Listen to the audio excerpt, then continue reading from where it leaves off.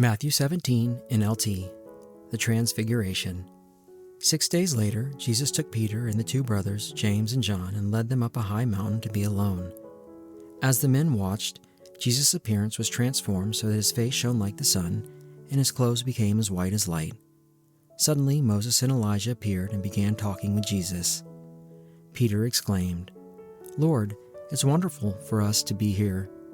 If you want, I will make 3 shelters as memorials, one for you, one for Moses, and one for Elijah." But even as he spoke, a bright cloud overshadowed them, and a voice from the cloud said, "This is my dearly loved Son, who brings me great joy. Listen to him." The disciples were terrified and fell down on the ground. Then Jesus came over and touched them. "Get up," he said. "Don't be afraid." And when they looked up, Moses and Elijah were gone, and they saw only Jesus. As they went back down the mountain, Jesus commanded them, "Don't tell anyone what you have seen until the Son of Man has been raised from the dead." Then his disciples asked him, "Why do the teachers of religious law insist that Elijah must return before the Messiah comes?"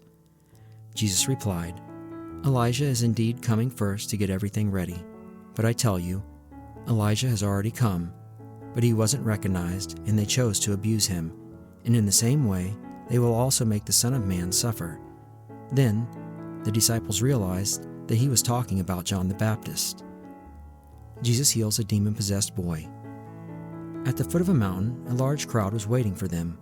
A man came and knelt before Jesus and said, "Lord, have mercy on my son. He has seizures and suffers terribly. He often falls into the fire or into the water. So I brought him to your disciples, but they couldn't heal him."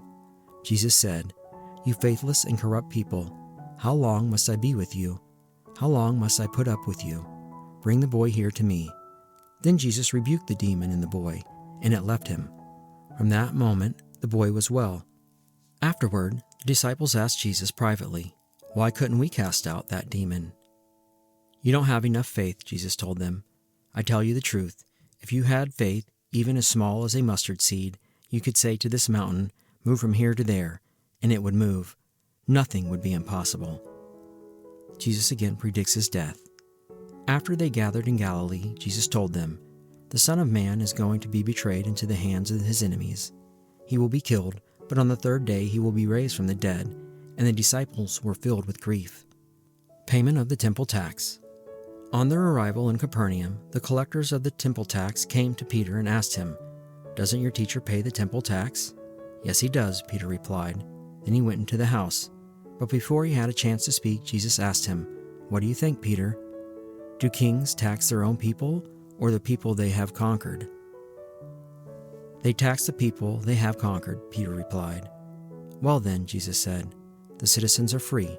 However, we don't want to offend them. So go down to the lake and throw in a line. Open the mouth of the first fish you catch, and you will find a large silver coin. Take it and pay the tax for both of us."